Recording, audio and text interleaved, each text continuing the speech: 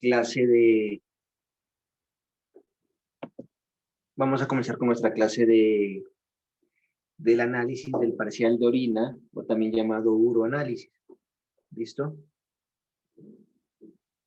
Sí están corriendo las diapositivas, ¿cierto? Sí, doctor. Sí, muy bien. Entonces, primero vamos a dar una definición de uroanálisis. O sea, lo importante que ustedes deben saber de esto es aprenderlo a interpretar. ¿Listo? Entonces, ¿qué es el uroanálisis? O el parcial de orina. Es un examen general de orina que está compuesto por diferentes pruebas que identifican las diferentes sustancias eliminadas por el riñón. Su estudio es de gran importancia porque nosotros podemos hacer diagnósticos, sea de enfermedades renales o de enfermedades sistémicas. Y eso es lo que yo quiero que ustedes aprendan, a que con un parcial de orina puedan diferenciar. Entonces, cuáles pueden ser enfermedades renales, infecciones urinarias, falla renal, glomerulonefritis, o cuáles pueden ser enfermedades sistémicas mirando el sedimento urinario. Eh, si nosotros hacemos una adecuada interpretación del uroanálisis, se nos puede dar tanta información como si hubiéramos tomado una muestra directa del riñón. O sea, es tan específico como casi una biopsia renal.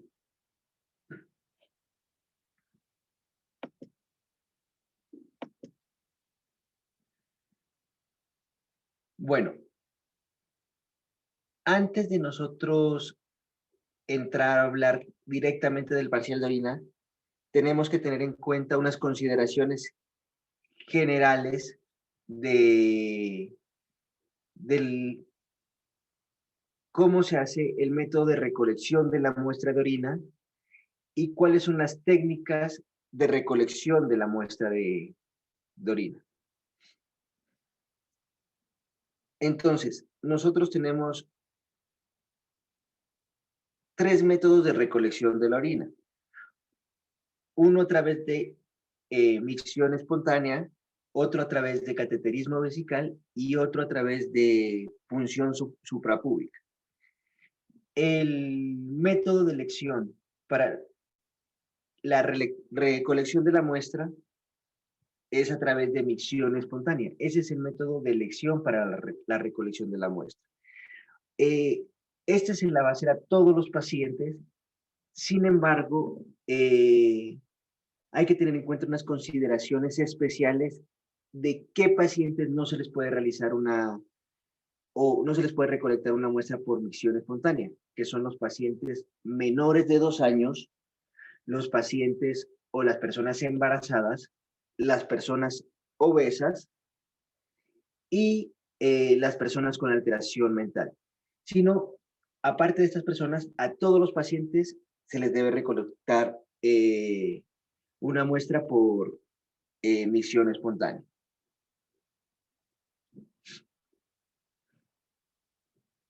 Bueno, ¿cómo se hace la recolección de la muestra por micción espontánea? Entonces, primero debemos diferenciar si es un hombre o una mujer. ¿Listo? Siempre la muestra se debe recolectar o esta muestra debe ser la primera de la mañana. Ya les voy a explicar por qué siempre debe ser la primera de la mañana. ¿Listo? Tenemos que, si es un hombre, hacer o explicarle al paciente que se haga la retracción del prepucio, que limpie la zona genital únicamente con una gasa, con agua, no debe utilizar jabones para hacer esa limpieza, sino únicamente una gasa con agua, haga una micción de aproximadamente unos 20 centímetros por fuera de la taza, perdón, en la taza del baño, y de ahí haga la recolección en el tarrito recolector, como lo vemos ahí, de aproximadamente 50 a 100 centímetros de orina. ¿Listo? Lo mínimo que el bacteriólogo necesita para poder hacer un adecuado análisis de la orina es aproximadamente 10 centímetros de orina. Si tiene menos de 10 centímetros de orina, esa muestra no nos va a servir para nada. En las mujeres ¿Cómo se va a hacer la recolección de la muestra? En las mujeres lo que deben hacer es, igualmente, abrir los labios mayores, hacer una limpieza de adelante hacia atrás con una gasa, con agua. Tampoco se debe utilizar ni jabones, ni ninguna sustancia que nos pueda alterar la toma del parcial de orina. Y igual que en los hombres, se debe extraer inicialmente 20 centímetros de orina para posteriormente en el tarro de recolección de orina recolectar la segunda micción de aproximadamente 50 a 100 centímetros de orina. Igualmente debe hacerse,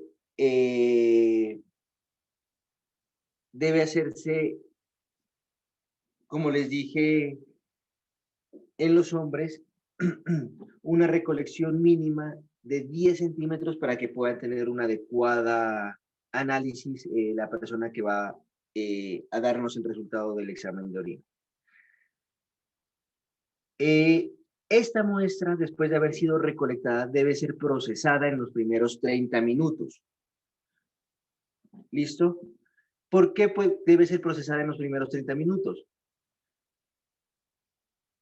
Porque puede hacer que si pasa mucho más tiempo de haber recolectado la muestra, nos den resultados falsos positivos, sobre todo de infecciones urinarias. ¿Por qué?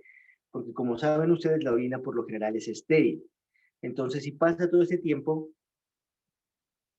puede formarse un caldo de cultivo y puede haber replicación bacteriana. Puede haber oxidación de bilirubinas hacia urobilinógeno y podemos encontrar en nuestro parcial de orina urobilinógeno, el cual, pues obviamente no se debe encontrar en orina. Puede haber disipación de las cetonas. Entonces las cetonas se hidrolizan y nos puede mostrar también presencia de cetonas en este parcial de orina. Puede haber disminución de la glucosa en orina, que nos puede también generar falsos positivos de enfermedades sistémicas como la diabetes o como el síndrome de Fanconi. Puede haber alcalización del pH urinario, puede haber disolución de cristales o puede haber secreción de esterasa leucocitaria y de nitritos, que son signos inequívocos de infección urinaria. Entonces eso nos hace que si nosotros dejamos esa muestra por más de 30 minutos, nos pueda dar ese tipo de falsos positivos. Podríamos, si tenemos las condiciones especiales para tener la orina más de 30 minutos, lo podríamos hacer. ¿Y cuáles son esas condiciones? Primero, podríamos recolectar la orina y mantenerla refrigerada a 4 grados centígrados. Y eso nos permite que todas estas causas que nos pueden producir falsos positivos no se produzcan y la orina nos puede servir hasta por 24 horas más. Igualmente, podríamos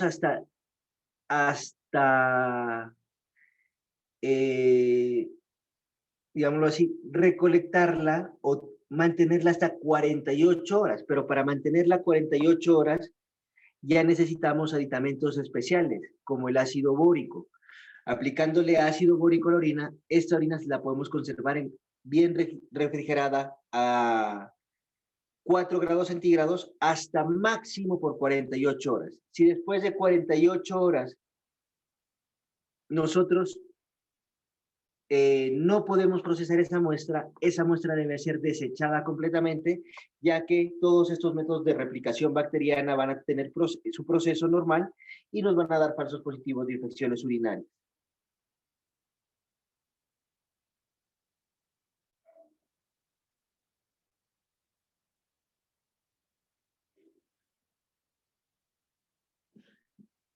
Bueno,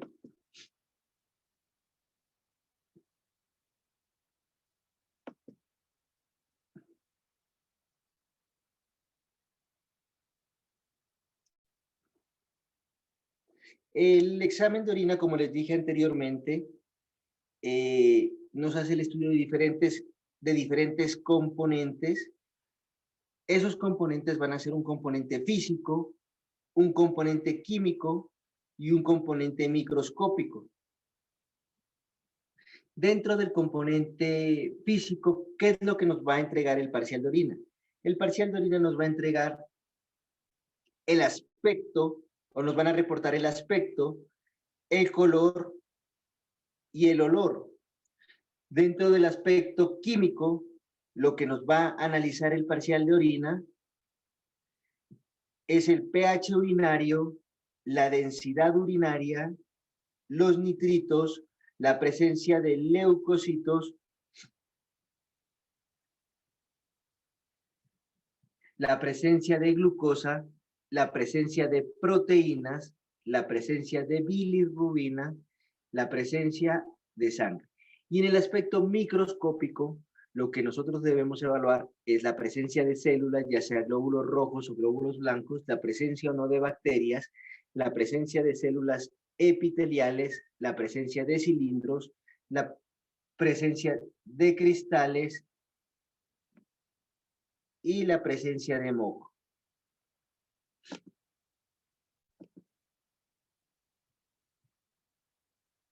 Bueno, en cuanto al aspecto, el aspecto normal de la orina es límpido y transparente.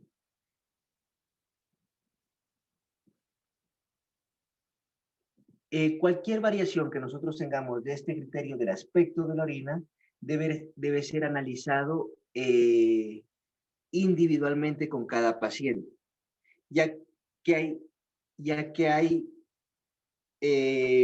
situaciones en las cuales se nos puede dar un aspecto turbio de la orina sin necesidad de que ese aspecto turbio sea netamente patológica, sino puede ser fisiológica. Hay sustancias que pueden ser responsables de que nos den orinas turbias. Por ejemplo, la utilización de cremas vaginales en las mujeres puede generar que nos den orinas turbias. La presencia o la utilización de espermicidas nos puede dar orinas turbias. La presencia de espermatozoides en la orina puede generar que haya orinas turbias. La presencia de sangre en las pacientes que a veces tienen su ciclo menstrual puede generar que nos den orinas turbias, sin necesidad de que esa orina sea de un aspecto patológico. Sin embargo, hay otras situaciones que sí nos dan orinas turbias y espumosas que sí son o se las puede considerar patológicas. ¿Por qué? Por ejemplo, cuando hay presencia de colesterol en la orina, esas orinas se tornan turbias. Y cuando hay presencia de proteínas en orinas, estas proteínas se tornan de un aspecto espumoso. Y esto es muy frecuente en patologías como la glomerulonefritis.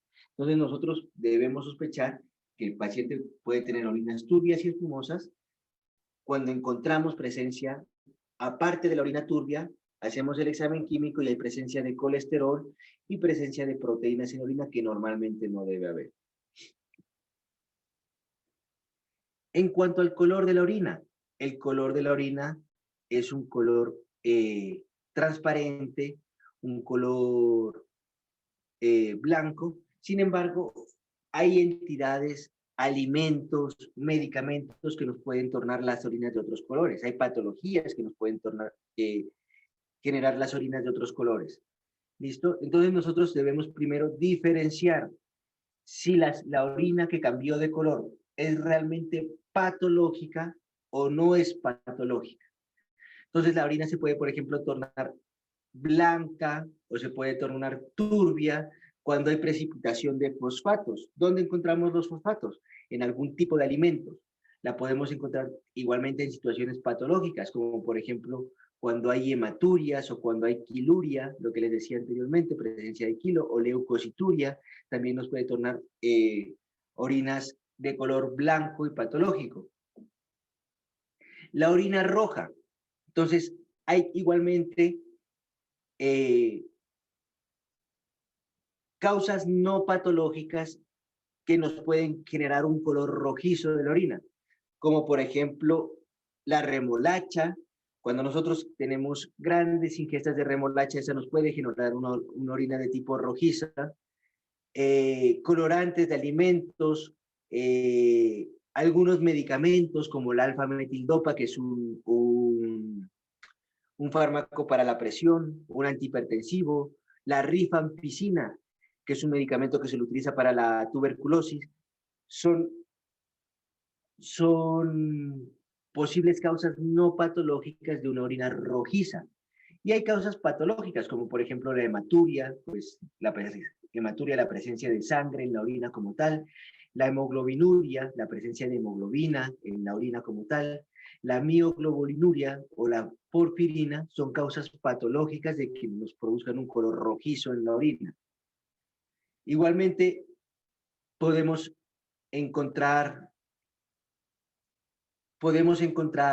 orinas de otros colores, por ejemplo, negro o marrón, en causas no patológicas, sobre todo medicamentos, los metrolidazoles, que son medicamentos antiparasitarios, la nitrofurantoína, que utilizamos para la infección urinaria, el imipenem, que utilizamos también para infecciones, nos pueden generar un color de orina negruzco, de color marrón, pero igualmente hay patologías que nos pueden generar esos colores, como por ejemplo la alcaptonuria, las porfirias, la hemoglobinuria paroxística nocturna, y otros colores como el azul verdoso. También se pueden dar por tinciones, como por ejemplo la ingesta de azul de metileno o azul de Evans, que son medios de contraste utilizados en algunas situaciones para determinar algunas patologías, medicamentos como la amitriptilina, el complejo B, que es muy utilizado en los deportistas, nos puede dar un color azul verdoso de la orina. Y hay enfermedades, sobre todo la infección por pseudomonas, una bacteria gram negativa, que nos puede dar el mismo color azul verdoso, que nosotros debemos tenerlo en cuenta para hacer un diagnóstico diferencial entre una orina de un color patológico o un color no patológico. Recuerden que el color de la orina, pues normal es un color blanquecino, un color ámbar, que se da básicamente por la producción de un pigmento que tiene la orina, que es el urocromo, ¿no?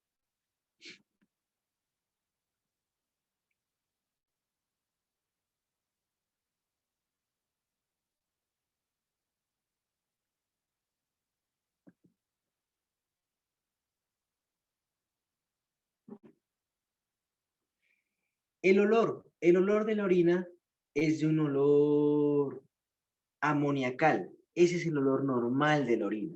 Sin embargo, igualmente, la orina puede presentar diferentes olores de acuerdo a diferentes enfermedades que nosotros podemos presentar. Esta orina, pues, amoniacal se da básicamente por descomposición de la urea.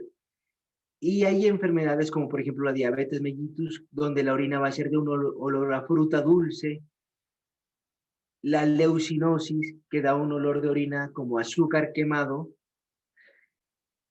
la fenilcetonuria, que huele la orina no tanto como a ratón, sino da un olor como al pelo de los animales que están mojados, olor a pescado en enfermedades como la hipermetonemia, o la orina con olor a sudor de pies, en aciduria por ácido butírico o hexanoico.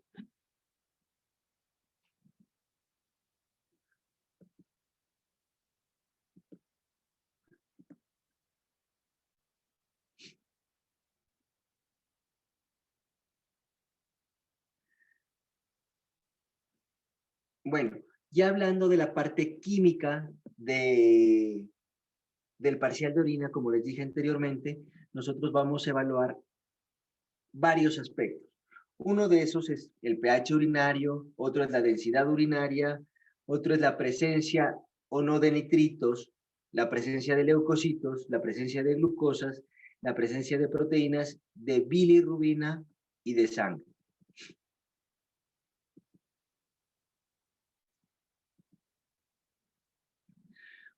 ¿Cómo se realiza este estudio para ver la parte química de la orina? Entonces, esto se lo realiza a través de unas tiras reactivas. ¿Listo? Las tiras reactivas son unas pequeñas tiritas de colores que uno las introduce dentro de la orina y según la cantidad de sustancias que pueda tener la orina, estas cambian de color.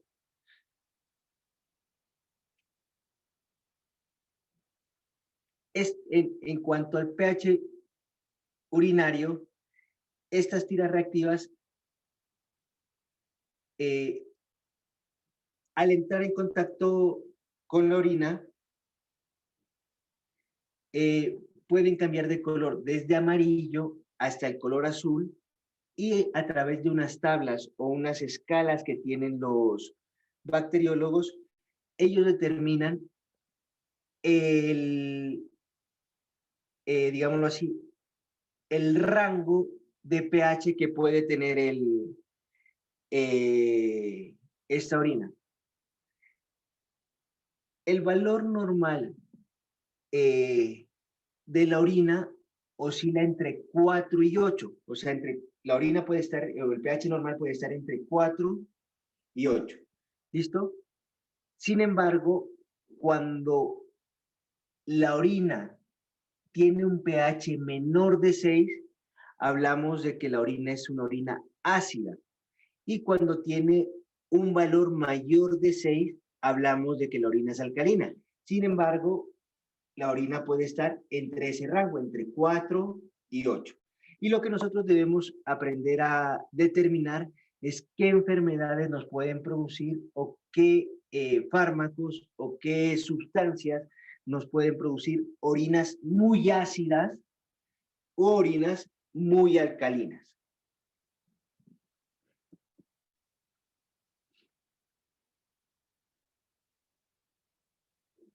Bueno, cuando el pH está persistentemente elevado, entonces que esté persistentemente elevado no significa que el pH esté por encima de 8, sino que el pH sea alcalino, o sea que esté por encima de 6.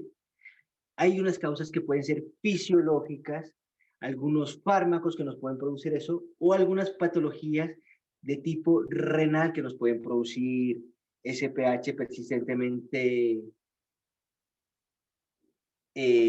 alcalino. Causas fisiológicas, ¿como qué? Como pacientes con dietas vegetarianas, las mujeres embarazadas pueden tener pHs alcalinos,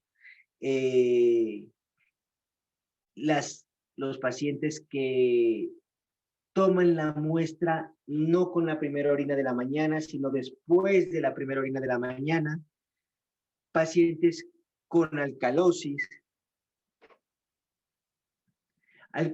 algunos fármacos como diuréticos, antiácidos o medicamentos que alcalinizan la orina, como por ejemplo la vitamina C, o algunas patologías renales que nos pueden producir ese tipo de alteraciones, como son, por ejemplo, ya las infecciones urinarias que presentan pHs alcalinos, sobre todo por gérmenes desdobladores de urea, o enfermedades como la acidosis tubulorenal.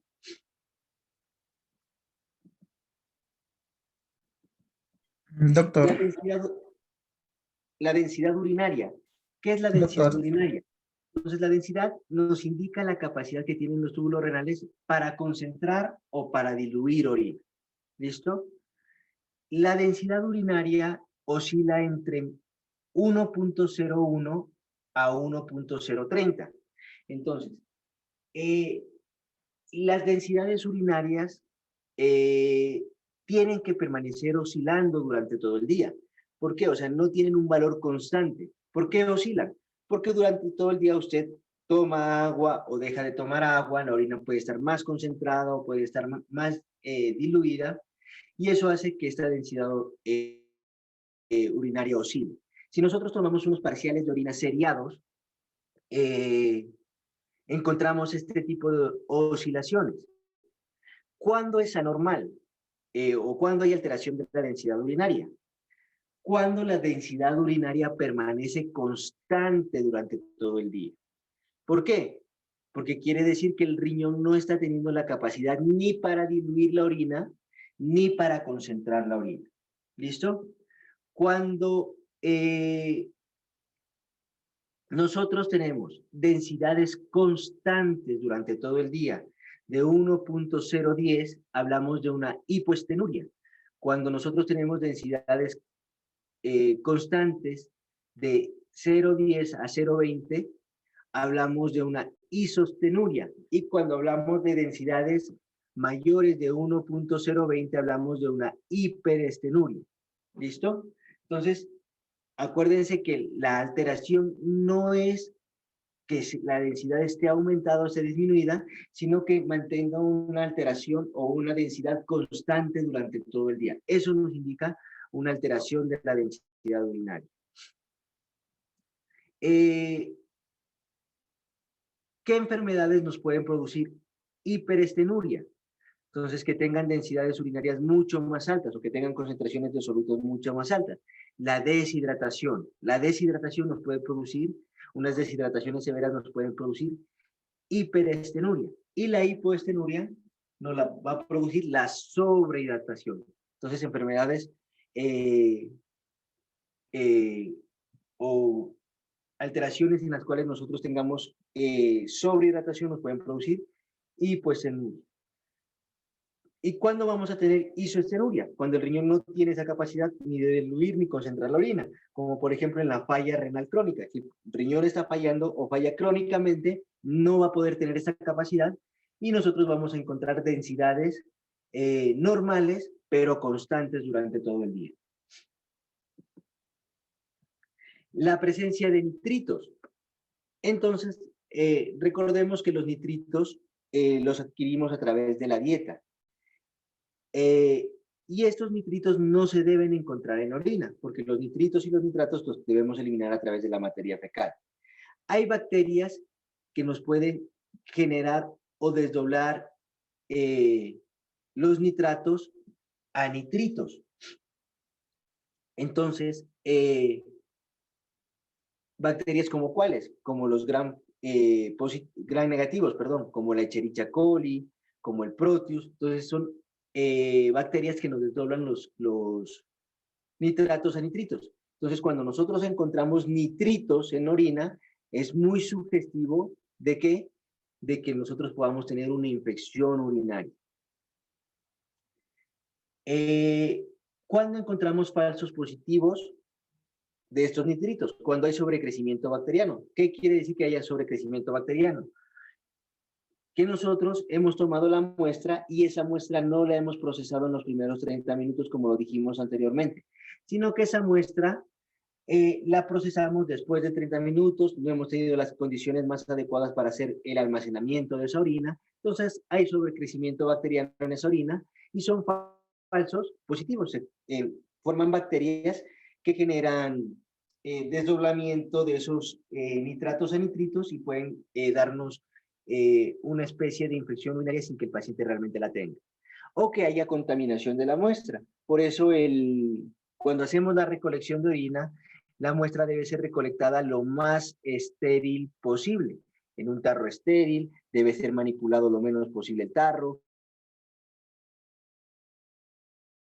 Evitar tocar la tapa del tarro con las manos, habernos lavado nosotros las manos antes de hacer la recolección de la muestra de orina para evitar ese tipo de falsos positivos. Y puede haber presencia de falsos negativos. ¿Qué quiere decir? Que nosotros podemos tener infección urinaria sin necesidad de tener nitritos positivos. ¿En qué pacientes? ¿O en qué personas? En las personas que tienen infecciones por bacterias que no desdoblan los nitritos, como por ejemplo infecciones por estafilococo, infecciones por estreptococo, infecciones por Mycobacterium, por Corynebacterium, por Pseudomonas, por Neisseria gonorrea, por anaerobios o infecciones por cándida. Pacientes que tienen o ingieren vitamina C también pueden tener falsos negativos, pueden tener infecciones urinarias sin la presencia de nitritos en sangre. Pacientes que tienen pHs menores de 6, o sea, pHs ácidos, o pacientes con problemas hepáticos que pueden tener el urobilinógeno aumentado en orina. También pueden tener nitritos negativos y pueden hacer infecciones urinarias por nitritos negativos.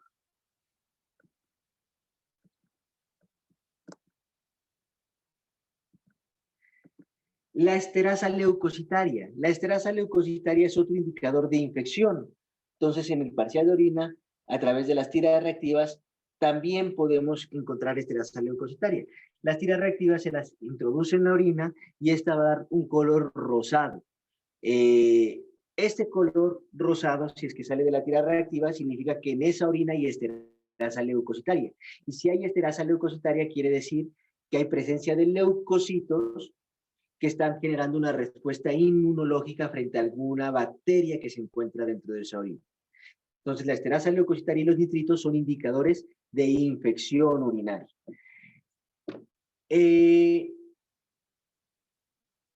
Si nosotros tenemos esterasa leucocitaria y nitritos positivos, tenemos una alta sensibilidad y una alta especificidad. Tenemos aproximadamente el 92% de sensibilidad y el 98% de especificidad. ¿Qué quiere decir?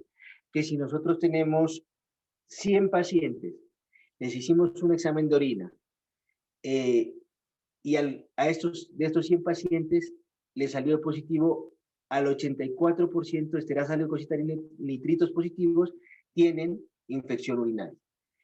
Y únicamente el 6% pues no lo tendrán.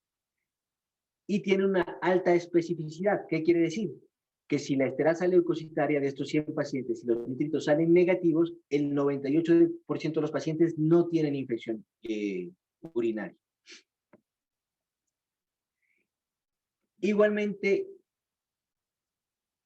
hay sustancias o hay condiciones en las cuales nos pueden generar esterasa leucocitaria sin necesidad de tener infección urinaria, como por ejemplo orinas contaminadas con secreción vaginal, la balanitis, la vaginitis, la presencia de fiebre, de deshidratación, las glomerulonefritis, los tumores nefrourológicos, el trauma renal, pueden producirnos esterasa leucocitaria sin necesidad que sea un indicativo de infección.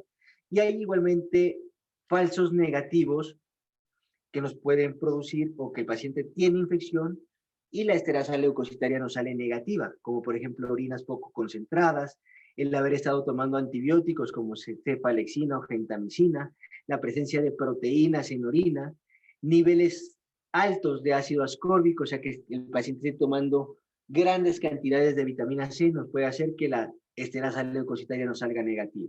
Entonces, no se olviden, la presencia de nitritos y de esterasa leucocitaria son indicativos de infección de vías urinarias.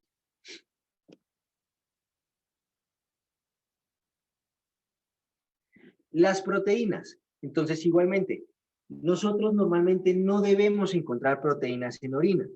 Y si lo encontramos, debemos encontrar menos de 10 miligramos por decilitro. Hay varios tipos de proteínas que nosotros podemos, digámoslo así, que podemos sintetizar a través del riñón o que podemos filtrar a través del riñón. Una de esas es la albúmina, otras son las globulinas de cadenas pequeñas. Lo que nosotros encontramos en orina o lo que nosotros miramos o lo que nos indica el parcial de orina es la presencia de albúmina en orina, no las globulinas de cadenas pequeñas. Entonces, albúmina no debe haber. ¿Por qué? Porque la albúmina es una proteína demasiado grande. Y si la albúmina pasa a través del glomérulo hacia la orina, ¿qué quiere decir? Que el glomérulo o el riñón está fallando y no es capaz de filtrar esas proteínas. Entonces, siempre que nosotros encontremos proteínas en orinas, debemos pensar que el paciente tiene una enfermedad glomerular, una glomerulonefritis. ¿Listo? Como les dije, normal no debe haber ni una proteína en orina, pero que encontremos hasta menos de 10 miligramos por decilitro en orina, puede ser algo que se lo puede considerar normal. Nosotros depende también para poder hacer el análisis, identificar si la muestra que tomamos de orina es una muestra aislada o es una muestra de orina en 24 horas. Porque si es una muestra aislada, entonces para que sea normal debe ser menos de 10 miligramos por decilitro, pero si es una orina en una muestra de 24 horas, debe ser menor de 4 miligramos por metro cuadrado hora, para decir que es normal. Cuando nosotros utilizamos únicamente la tira reactiva, las proteínas no las van a identificar en cruces. Entonces, nos puede identificar que sea normal, que hay trazas de proteínas, y eso no significa que hay entre 10 y 29 miligramos por decilitro, que hay una cruz de proteínas, y eso significa que hay entre 30 y 99 miligramos por decilitro, que hay dos cruces de proteínas, y eso significa que hay entre 100 y 299 miligramos por decilitro, que hay tres cruces de proteínas, que hay entre 300 y 999 miligramos por decilitro, o que hay 4 cruces de proteínas, que hay más de 1000 miligramos por decilitro de orina. Nosotros que tengamos entre 1 y 4 cruces, significa que ya el paciente puede tener una enfermedad de tipo glomerular. Las proteinurias pueden ser de dos tipos. Unas proteinurias que pueden ser transitorias o unas proteinurias que pueden ser persistentes. La proteinuria transitoria, o sea, que se produce por un tiempo pequeño, se puede dar por deshidratación, por frío, por fiebre, por la realización de ejercicio. Y esas proteinurias, usted toma un parcial de orina hoy y lo toma el día de mañana, pues esta proteinuria debe haber desaparecido. Pero hay proteinurias que son persistentes, y estas proteinurias que son persistentes son las que nos indican que hay daño glomerular o daño tubular.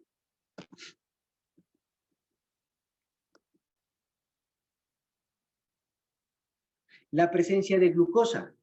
Entonces, normalmente tampoco debemos encontrar glucosa en orina. La glucosa debe ser 0. Cuando nosotros encontramos glucosuria o glucosa en orina, quiere decir que la glucosa en sangre, que el azúcar en la sangre está por encima de 200. Recordemos que nosotros tenemos normalmente una glucosa en sangre entre 90 o entre 70 y 110. Eso es normal, entre 70 y 110 es lo normal de glucosa en sangre. Si nosotros ya le encontramos esa glucosa en orina, quiere decir que esa glucosa está supremamente elevada en sangre, que está por encima de 200. La glucosuria con glucosa en sangre aumentada es un indicativo de que el paciente tiene una diabetes mellitus. Entonces nosotros encontramos glucosa en orina y glucosa en sangre aumentada por encima de 200, el paciente tiene diabetes mellitus. Pero si nosotros encontramos glucosa en orina aumentada con glucosa en sangre normal, lo que nos indica es que hay un defecto aislado en el transporte de la glucosa, o hay disfunción de los túbulos renales que se encargan de hacer la reabsorción de esa glucosa. Cuando hay defectos aislados del transporte de la glucosa, quiere decir que hay una glucosuria renal, y cuando hay disfunción de los túbulos renales, hay un síndrome que se llama síndrome de Fanconi. Entonces, ¿qué vamos a encontrar en el síndrome de Fanconi? Glucosa en orina o presencia de glucosa en orina, pero con glucosa en sangre normal. Cetonas. Las cetonas en orina igualmente no se debe encontrar cuerpos cetónicos en orina. Nosotros podemos tener cetonurias que también se pueden clasificar en leve, moderada a severa, y dependiendo de la cantidad de cetonas que encontremos en orina. Es leve cuando es menor de 20 miligramos por decilitro, moderada cuando es entre 30 y 40 miligramos por decilitro, y severa cuando es mayor de 80 miligramos por decilitro. ¿Cuáles son las posibles causas de que nosotros podamos tener cetonuria o cetonas aumentadas en orina? Que el paciente esté en ayuno prolongado, que el paciente tenga fiebre, que el paciente tenga vómito, la diabetes mellitus, sobre todo en estados de cetoacidosis diabética, puede presentar cetonuria, el síndrome de Fanconi puede presentar cetonuria, la dieta rica en proteínas o el alcoholismo también pueden presentar cetonuria. la presencia de urobilinógeno. Entonces, el valor normal del urobilinógeno, ustedes ya cuando vimos la parte de anemias, pues ya vimos cuál es el metabolismo de la bilirrubina. Entonces, el valor normal de urobilinógeno es de 1 miligramo sobre decilitro. ¿Y en quién podemos encontrar aumento de ese urobilinógeno en orina? En pacientes que pueden tener patología hepatocelular, ¿no? O sea, que tengan falla hepática, o pacientes que tengan cirrosis, o pacientes que tengan anemia hemolítica. Los pacientes con anemia hemolítica por lo general también tienen valores aumentados de urobilinógeno en orina. Presencia de bilirrubina. Tampoco debemos encontrar bilirrubina en la orina. Entonces la bilirrubina debe ser negativa en orina. Pero si nosotros encontramos bilirrubina en orina, esta bilirrubina debemos diferenciarla. Si es, como lo hablábamos anteriormente, a expensas de la directa o a expensas de la indirecta, y nos pueden mostrar si la patología puede ser intrahepática o extrahepática. Si es intrahepática, nosotros podemos pensar en que tiene un síndrome de Rotor o un síndrome de Dubin-Johnson, y si es extrahepática, debemos pensar que posiblemente el paciente tenga un cáncer de páncreas o una obstrucción de los conductos biliares. ¿Listo? Y para poder hacer esa diferenciación, pues tenemos que solicitar más exámenes, pues pruebas de función hepática para poder determinar qué tipo de hiperbilirrubinemia tiene el paciente y ya saber cuál es la causa de que el paciente esté orinando bilirrubina a través de la orina.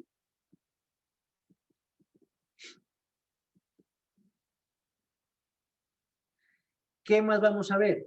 Vamos a ver la presencia de sangre en orina. Entonces aquí sí me voy a adelantar un poquito porque necesito primero que entiendan una cosa.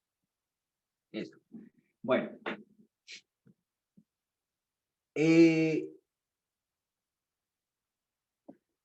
A nosotros, como les expliqué anteriormente, nosotros tenemos o miramos 3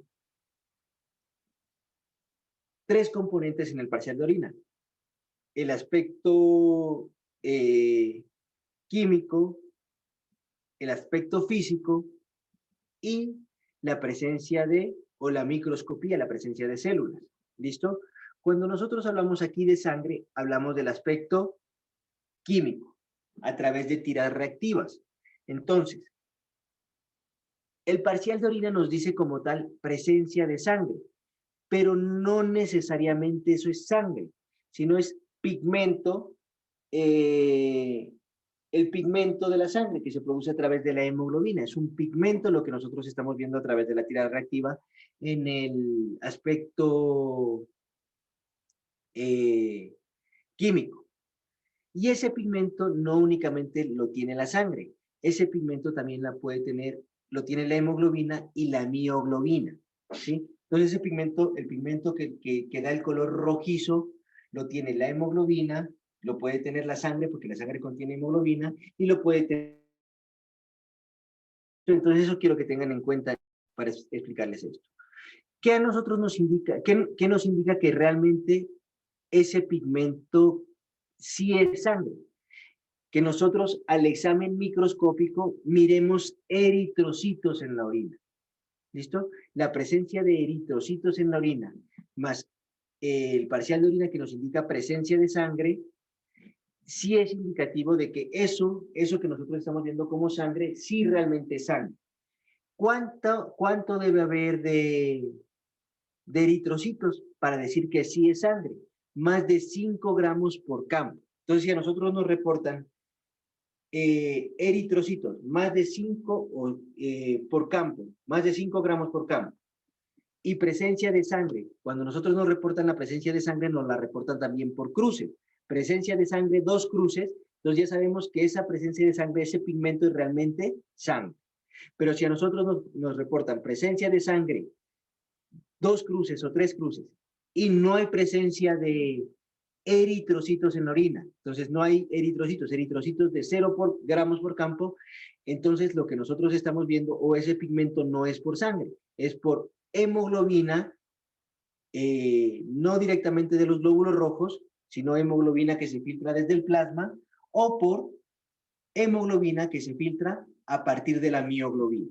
¿Listo? ¿Cuáles son las causas que nos pueden producir esa hemoglobina que se filtra a través del plasma? Hemoglobulinuria. Las causas que nos pueden producir eso es anemia hemolítica, el déficit de glucosa 6-fosfato deshidrogenasa, la hemoglobinuria paroxística nocturna, que es la excreción de orina con hemoglobina, que es producida a través del plasma, el paludismo, las infecciones, los infartos renales nos pueden producir esa hemoglobinuria. Mientras que la mioglobinuria se puede producir, ¿por qué?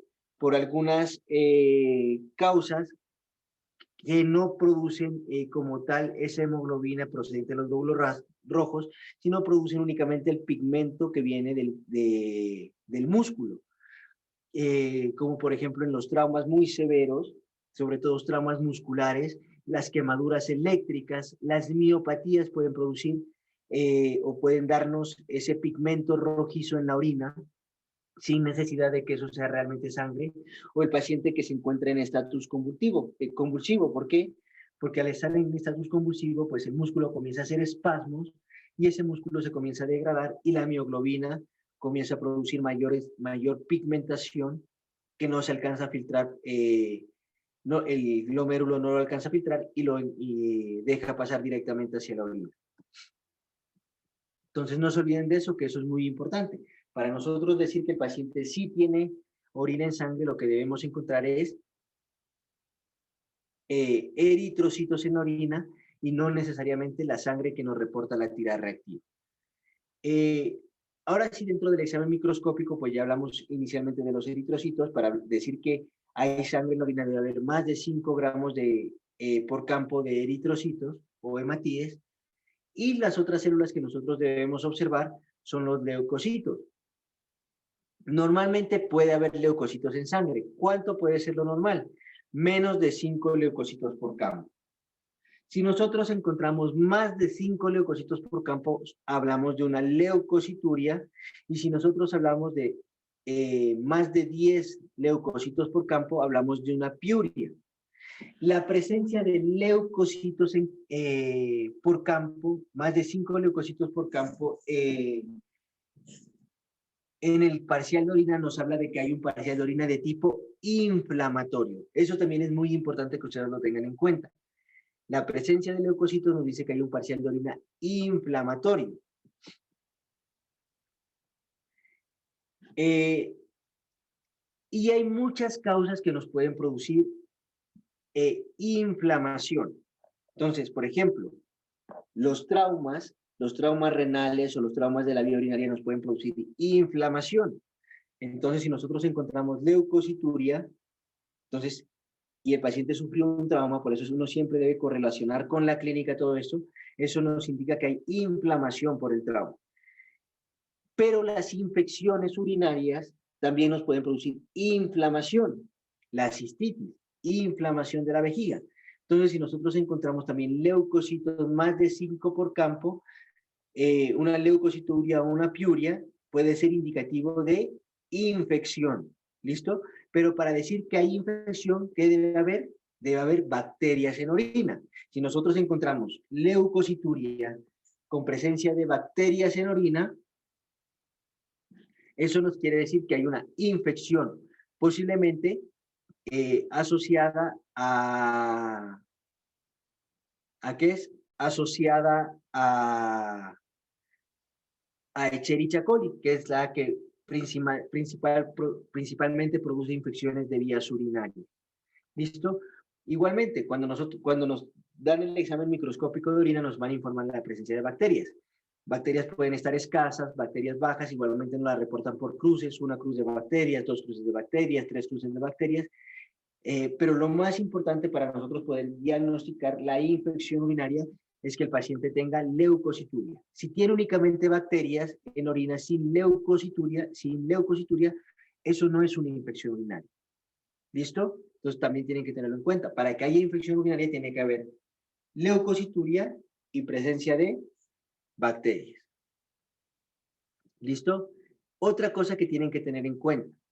Puede haber infecciones donde únicamente se pueden presentar leucocitos sin presencia de bacterias, como por ejemplo en la TBC renal. La TBC renal produce piuria, o sea, leucocitos más de 10 por campo, sin bacteriuria. ¿Listo? Piuria sin bacteriuria, o sea, hay leucocitosis sin bacterias. Eso es indicativo de TBC renal. ¿Qué más nos pueden informar en el parcial de orina? La presencia de células epiteliales. Entonces, las células epiteliales pueden generarse en varios sitios del tracto urinario. Pueden generarse a nivel renal o tubular, pueden generarse a nivel transicional, cuando han salido de la parte renal y ya se encuentran en la vía urinaria, que provienen básicamente de la pelvis renal, de la vejiga, de los uréteres, células epiteliales caudadas que provienen principalmente del cuello vesical, o células epiteliales escamosas, que son células del tercio distal de la uretra y del epitelio vaginal. Entonces, el encontrar células epiteliales, dependiendo del sitio donde las encontremos, pueden sugerirnos algún tipo de enfermedad. Por ejemplo, si nosotros encontramos células epiteliales tubulares o células epiteliales renales, esto nos puede sugerir que el paciente puede tener una pielonefritis, una necrosis tubular aguda, una nefritis tubulointersticial. Si encontramos células epiteliales transicionales, esto nos puede sugerir procesos inflamatorios o, por ejemplo, cálculos en la vía renal. Si encontramos células epiteliales escamosas, eso nos puede sugerir presencia de células de descamación de la vagina o de la uretra, y lo que nos puede generar este tipo de descamación son la vaginitis o la uretritis. ¿Qué más podemos encontrar? ¿O qué más nos puede reportar el parcial de orina? Nos reporta cilindros urinarios. Y también depende del cilindro que nosotros podemos encontrar, nos puede generar algún o nos puede orientar hacia alguna enfermedad. Hay varios tipos de cilindros hialinos, epiteliales, leucocitarios, hemáticos, granulosos, serios, grasos, anchos, oscuros. Entonces, por ejemplo, los cilindros que nosotros normalmente podemos encontrar en orina, que no tienen ningún valor patológico, son los cilindros hialinos. Entonces, el parcial de orina nos puede reportar. Al examen microscópico encontramos cilindros hialinos en gran cantidad. Entonces, eso no tiene valor patológico, no nos sugiere ninguna enfermedad. Pero, por ejemplo, si encontramos en el parcial de orina cilindros epiteliales, nos sugiere lesiones tubulares agudas o crónicas, como la necrosis tubular aguda, la insuficiencia renal crónica. Cilindros leucocitarios nos pueden sugerir infecciones o glomerulopatías, cilindros hemáticos en el infarto renal o trombosis de las venas renales, cilindros granulosos también en enfermedades renales, cilindros serios cuando ya hay daño renal estadio 5, cilindros anchos cuando hay daño renal también estadio 5, cilindros oscuros cuando hay necrosis tubular aguda, o cilindros hemoglobínicos cuando hay hematuria glomerular.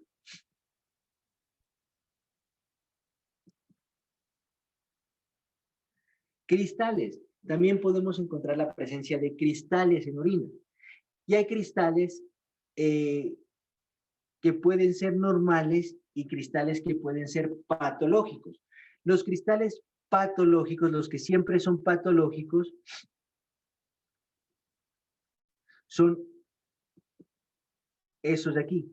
Cristales de fosfato, los cristales de ácido cálcico, los cristales de fosfato triple y los cristales de urato o oxalatos cálcicos. Esos cristales, por lo general, siempre van a ser patológicos.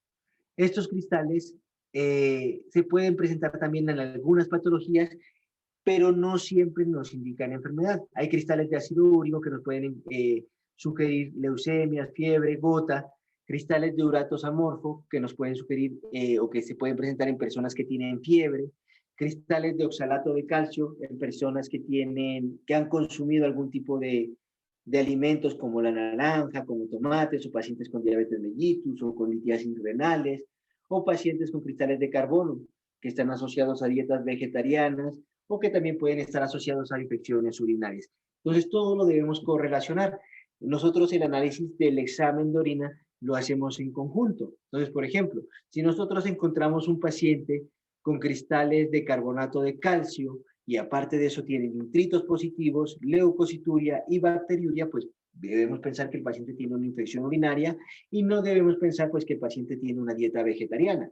Pero si encontramos únicamente cristales de carbonato de calcio y el paciente no tiene leucocituria, no tiene bacteriuria, no tiene nitritos, no tiene esterasa leucocitaria, pues lo más probable es que la causa sea algo diferente a un tipo de infección.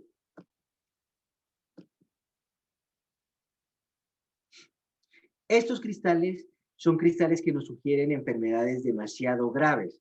¿Listo? Y estos cristales, siempre que los encontremos en orina, siempre que los encontremos en orina, son patológicos.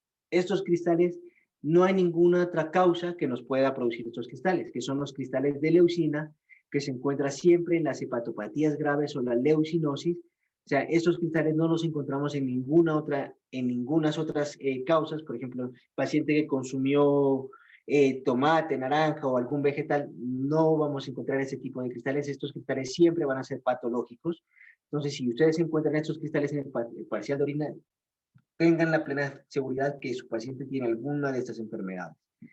Cristales de cisteína, entonces son comunes en la cisteinuria. Cristales de tirosina, están presentes en pacientes con tirosinosis y hepatopatías graves. Cristales de colesterol en pacientes con síndrome nefrótico. Cristales de bilirrubina en pacientes con hiperbilirrubinemia, o cristales de sulfonamidas que se encuentran en pacientes tratados con sulfonamidas. Presencia de moco es lo otro que nos reporta el examen microscópico. Nunca debe haber moco en una muestra. Si nosotros encontramos una muestra con presencia de moco, ¿qué quiere decir? Que esa muestra está contaminada, esa muestra no sirve para nada. Tenga lo que tenga sangre, tenga eritrocitos, tenga leucocituria más bacteriuria, no tenga leucocituria, tenga piuria, esa muestra no sirve, esa muestra está contaminada. Lo que deben hacer, si ustedes encuentran moco, si hay presencia de moco, es volver a repetir la muestra. ¿Listo? Porque es una muestra que está mal tomada. Bueno, muchachos, entonces, les voy a dejar un taller que me lo van a entregar de hoy en 8 días con algunas preguntas acerca del parcial de orina, para nosotros poderlo resolver y poder resolver algunas dudas que ustedes puedan tener. ¿Listo? Entonces, el taller son unos casos clínicos donde ustedes van a interpretar algunas situaciones especiales de estos casos y van a responder algunas preguntas. ¿Alguien tiene alguna pregunta, alguna duda?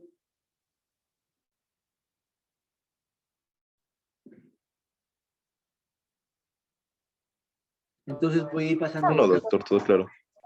voy a ir pasando los casos clínicos uno por uno. Listo, igual como la exposición va a quedar grabada, entonces ustedes pueden copiar de ahí los casos clínicos y el próximo día lunes me entregan el taller y vamos a resolver algunas dudas de lo de parcial de orina. Bueno, profe.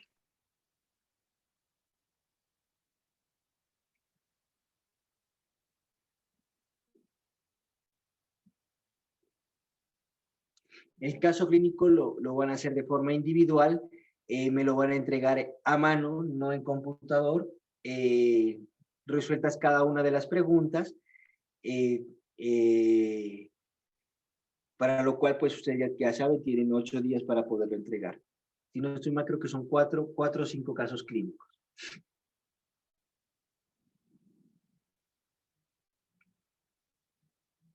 Doctor, ¿Debemos disculpe, transcribir el caso o solamente respondemos, profe?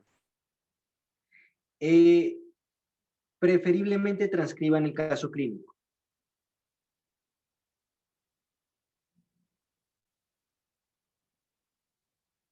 Doctor, ¿el parcial para cuándo quedaría? el parcial quedaría para el día martes. Lo que va a entrar en mi parcial, para que ustedes tengan ahorita tiempo de desarrollar los casos clínicos, va a entrar lo que es hemograma y parcial de orina. ¿Listo? Y el día lunes vamos a ver las otras clases. Es para que no se las acumule tanto y puedan estudiar para su parcial.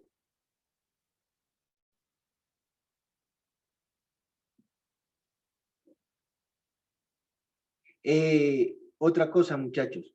El día martes que vamos a hacer el parcial, ustedes son alrededor de 30 estudiantes, ¿cierto? Más o menos. ¿Sí? Sí, doctor. ¿Sí? Entonces, se van a dividir en grupos. ¿Listo? El día martes nos vemos a las 8 de la mañana. Un grupo va a ir de 8 a 9:30 más o menos a desarrollar el parcial, y el otro grupo va a ir de 9:30 a 11:30 más o menos a desarrollar el parcial. ¿Listo? Entonces, para que se dividan en grupos equitativos. Si son 30, pues 15 personas irán en el primer grupo y 15 personas en el segundo grupo.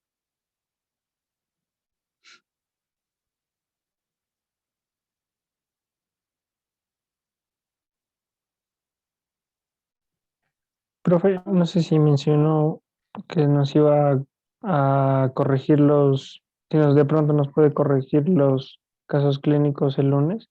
Sí, el lunes nos vamos a revisar. Ah, vale, profe, muchas gracias. Sí, sí, por eso les digo. Entonces, de aquí hasta el lunes revisamos los casos clínicos para que ustedes tengan claridad y hacemos algunas precisiones más acerca del parcial de orina. Por eso el día lunes, sí nos vemos muy temprano a las 7:15 más o menos, para poder comenzar temprano, para poder alcanzar a corregir los casos clínicos, a hacer algunas precisiones de parcial de orina que se puedan haber quedado y para poder ver los otros temas que nos quedan faltando. ¿Listo? Doctor, Sí. ¿y el parcial, qué pena la pregunta, es ABC o como hemos venido haciendo, o como hicimos el primer quiz, pues? No, los parciales, son casos clínicos como los que estamos viendo ahorita, pero son preguntas puntuales. ¿Sí? Son de selección múltiple. Ah, listo, doctor, muchas gracias. Doctor, Por entonces eso es muy solamente de importante. hemograma y de parcial de orina, ¿verdad? Sí, por eso es muy importante que ustedes hasta el día lunes intenten, ya viendo los casos clínicos, intenten despejar todas las dudas que tengan. ¿Listo?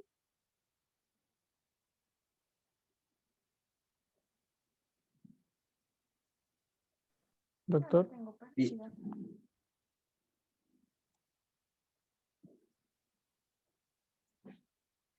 Bueno, listo, muchachos. Entonces, vamos a dejar ahí, desarrollen los casos clínicos, intenten sacar el mayor provecho de los casos clínicos, hacer las preguntas que más puedan para poderlas desarrollar el día lunes, para que ustedes lleguen preparados para el parcial el día martes. ¿Listo?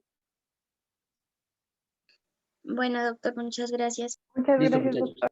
Entonces nos vemos el día lunes, 7:15 de la mañana en la universidad, ¿vale? Gracias, doctor. Bueno, que tengan un feliz resto de día, muchachos.